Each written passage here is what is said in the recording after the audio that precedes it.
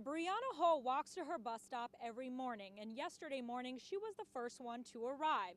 That's when a car pulled up with 5 people in it.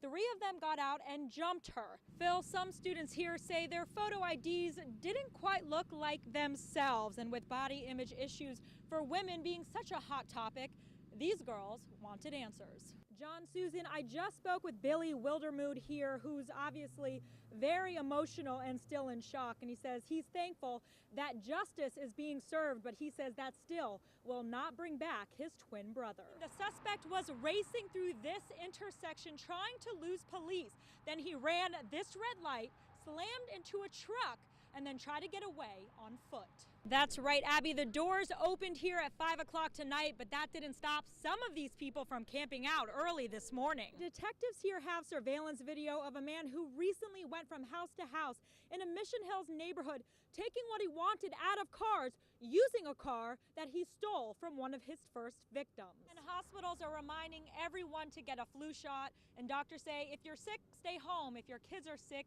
don't send them to school, and they want to remind you again to cover your cough and wash your hands often. The company that made the IDs declined to comment, besides that they made a mistake, and mistakes do happen. And the school tells me that they will reissue IDs to all the girls, all the senior girls, ones that aren't retouched. Detectives were here at this house all afternoon carrying out huge garbage bags full of items. Now, they wouldn't tell us much, but neighbors here say this is very unusual for this neighborhood.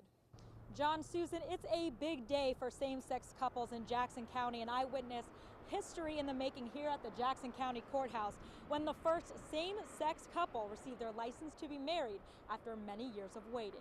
Police say they received a phone call from Northeast High School about 2 students skipping school and then trying to get back in once the building had already been put on lockdown. You can still see the holes in this window here, and this door to my right was completely shattered, but it was fixed earlier today, and the president of this business tells me it'll cost him around $2,000 to replace everything. And she says there are still thousands of people waiting for flights out, and she says she has no idea when she'll make it home.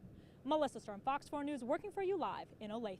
Phil, take a look at this house. Most people would agree that it's not ideal to live next to, and that's exactly why Doris Kelly, who does live next door, says she called the city for help.